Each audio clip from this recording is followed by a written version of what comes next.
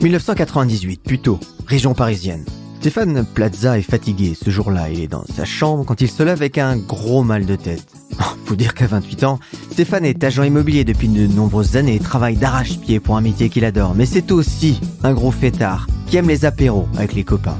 Et donc, ce matin-là, il marche un peu de travers. Et alors qu'il commence à descendre les escaliers, il rate la première marche. Et il tombe sur presque 2 mètres d'escalier et atterrit en bas en hurlant. Ah, mes jambes! Sa mère arrive en courant, puis elle se jette sur son téléphone. Allô, oui, j'aurais besoin très vite d'une ambulance. Je crois que mon fils s'est cassé les jambes. Stéphane s'est cassé les 2 talons. Il ne peut plus marcher, des séquelles qu'il portera toute sa vie. Stéphane subit aussi 9 opérations chirurgicales et échappe de peu au fauteuil roulant. Le médecin qui l'opère disparaît. Stéphane a 28 ans et malgré tout, une féroce envie de vivre. Il mange la vie par tous les bouts. Je vous emmène aujourd'hui sur les traces de l'animateur préféré des Français et d'un entrepreneur qui va changer l'image de l'immobilier, Stéphane Plaza. Dans ce premier épisode, Stéphane souffre à l'école et doit vite choisir un métier. Bienvenue sur Il était une fois l'entrepreneur, le podcast où je vous raconte les histoires des entrepreneurs. Car oui, entreprendre est toute une histoire. Je m'appelle Laurent Brouin et ce podcast est produit par Inspire Média. Stéphane Plaza naît en 1970 d'une maman fleuriste et d'un papa d'origine espagnole, ancien coureur cycliste professionnel. Par amour, son père arrête sa carrière et devient aussi fleuriste. Mais Stéphane déteste le métier de commerçant qu'il trouve ingrat. Il se dit qu'il fera autre chose. Problème, il n'est pas très doué à l'école et passe difficilement les différentes étapes. École de Suresnes, 1979. Bon, les enfants, je vous propose... Et alors qu'elle commence à parler, Stéphane, au fond de la classe, fait tomber sa chaise. Cette fois, c'en est trop. Stéphane, c'est pas possible.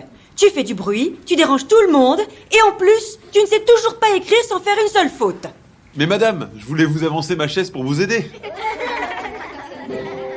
Il faut dire que Stéphane est différent. Il souffre non seulement de dyslexie, mais aussi de dyspraxie. Alors la dyspraxie qui le rend maladroit et affecte sa motricité. Il peine même à lasser ses chaussures. Et pourtant, Stéphane se rêve en pompier, puis steward dans les avions. Mais son parcours scolaire le limite. Il échoue au bac 2 fois. Sa véritable passion, c'est le théâtre qu'il pratique en amateur après 7 ans au Conservatoire d'art dramatique de Levallois-Perret puis celui de Neuilly. Mais la réalité frappe à sa porte car Stéphane doit vivre. Et c'est un échange avec sa mère qui change son orientation en 1987.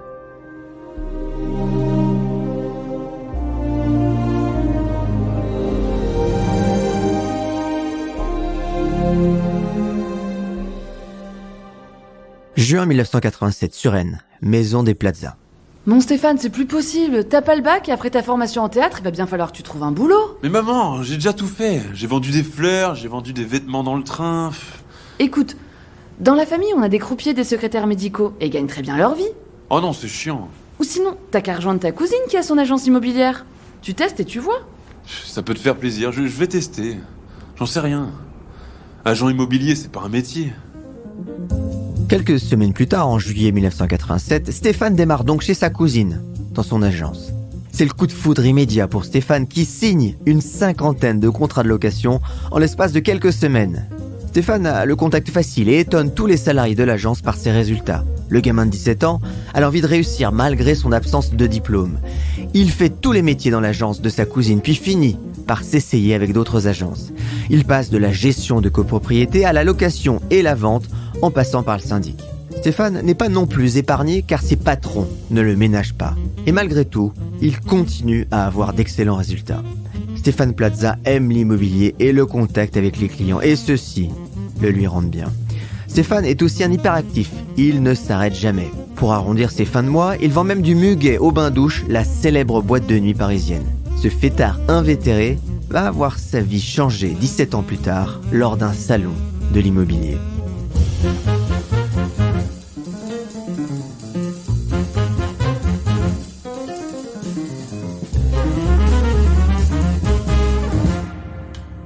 En 2005, Stéphane a 35 ans et s'éclate toujours autant dans l'immobilier. Il est désormais à la tête de plusieurs agences immobilières pour le réseau immobilier ERA CTI à Paris. Stéphane a même fait des apparitions dans des émissions télévisées dès 2001 sur le plateau de Carole Rousseau, l'animatrice, et il se montre déjà impertinent avec un humour, qui frise le lourd. Vous n'avez jamais vécu avec une femme, je crois. Le problème, je sors du travail, je fais la cuisine, je repasse, et la femme ne fait rien. Mais vous aimez que ces femmes aient des attentions particulières pour vous. Lesquelles? On va rentrer tout de suite dans le vif du sujet. Le matin, j'aime bien une bonne petite pipe et le soir un petit mot d'amour. Voilà. Cet humour, il le porte toujours, et c'est encore le cas en septembre 2005, quand une société de production cherche un agent immobilier pour une nouvelle émission pendant le salon de l'immobilier Porte de Champéret à Paris. Ce jour-là, ce sont 2 salariés de Réservoir Prod, la société de production du célèbre animateur Jean-Luc Delarue, qui hantent le salon. Ils cherchent la perle rare pour un casting sur une émission sur l'immobilier. Et ils font chou blanc depuis plusieurs mois. Ils rencontrent toujours les mêmes profils d'agents immobiliers. Cravate, costard, attaché-caisse et surtout discours policés. Ils veulent donc un profil différent. Les 2 hommes décident donc ce jour-là de faire un casting sauvage et se présentent au salon de l'immobilier à Paris. Et ce matin, toujours, Stéphane est malade. Il a fait la fête la veille et vient de passer aux toilettes pour la 2e fois. Il s'est même enfermé aux toilettes pour vomir. Et alors qu'il revient, il voit ses collègues attablés au stand avec 2 personnes qu'il ne connaît pas. Il réajuste sa chemise, puis se présente. Bonjour, je suis Stéphane Plaza, de l'agence RACTI. Enchanté. Tu tombes bien Stéphane, on parlait de toi. On se disait qu'avec ton humour, tu serais parfait pour passer à la télé. Ah bon? Bah ouais, ces messieurs cherchent un agent immobilier pour une émission télé. Et on leur disait que tu serais parfait.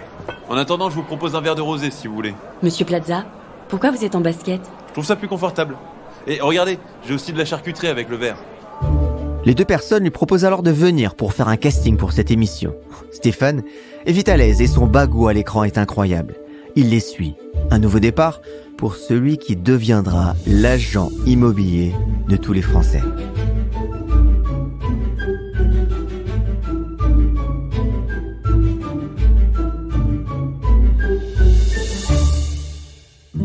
Stéphane a peur du milieu de la télé, mais armé de son expérience de comédien, il se dit que c'est une belle opportunité pour lui d'avoir de la visibilité. Et il se dit aussi que c'est l'occasion de défendre sa profession, une profession qu'il exerce depuis bientôt 20 ans. J'en avais un peu marre du cliché escroc en BMW qui colle toujours à l'agent immobilier. J'ai pensé que la télévision pouvait montrer une autre image. Stéphane accepte un salaire de misère au départ chez M6. Il garde jusqu'en 2010 son boulot d'agent immobilier dans le réseau RACTI et vit aussi chichement. Il loue un appartement au 6e étage sans ascenseur dans Paris. Il fait donc sa première apparition télé en 2006 dans l'émission Recherche appartement ou maison et il est tout de suite à l'aise. Bah dis donc, 4 étages, c'est haut. C'est haut, mais ça fait les fessiers et ça évite la carte de gym. Avec sa sympathie naturelle et ses blagues faciles, Stéphane est un succès et son émission avec lui. L'émission monte vite, à plus de 3 millions de téléspectateurs. En 2007, M6 lui confie alors l'animation d'une 2e émission, Maison à vendre, où Stéphane, flanqué d'une décoratrice, doit relooker cette fois des maisons boudées par le marché depuis plusieurs mois pour tenter de séduire des acheteurs. Mais Stéphane, avec sa dyspraxie, est d'une maladresse confondante. Il essaie de donner des coups de main pour les travaux, mais cela tourne souvent au drame, ce qui augmente encore son capital sympathie. Il commence aussi à animer des soirées spéciales, jouer dans une fiction ou jouer dans un rôle de médiateur dans On ne choisit pas ses voisins ou même participe à Pékin Express. Il devient l'animateur à tout faire de M6 qui découvre son immense pouvoir pour déclencher la sympathie.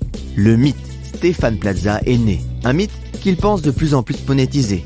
Et donc, tout commence en 2013.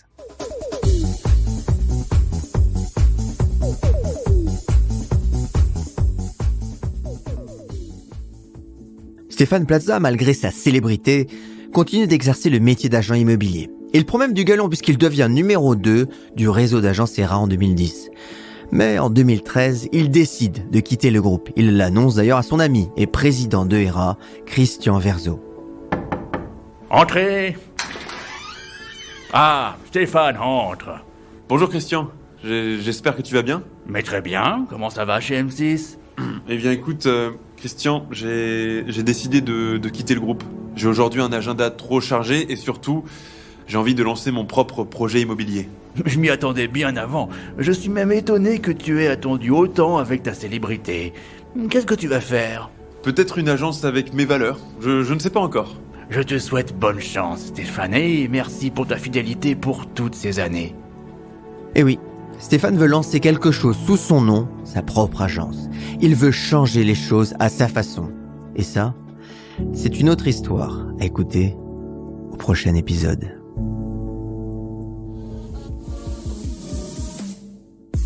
Merci pour votre fidélité. Alors, tant que j'y pense, ce podcast, c'est 3 jours de travail par épisode. Évidemment, tout ce travail, c'est une équipe derrière. Merci donc à Thibaut Viotte, Marie Camier, Sarah Brevet pour l'écriture et Frédéric Kukovicic pour le son, mais aussi tous les acteurs, puisqu'il y a beaucoup d'acteurs, vous l'avez entendu, qui interviennent dans les dialogues. Fabien, Gaël, Jean-François, Céline, bref, c'est une véritable équipe qui travaille pour vous faire les meilleurs épisodes. Pensez bien d'ailleurs à mettre des étoiles et à parler de ce podcast autour de vous si vous avez appris des choses ou si vous avez été inspiré. Et ça, c'est une autre histoire au prochain épisode.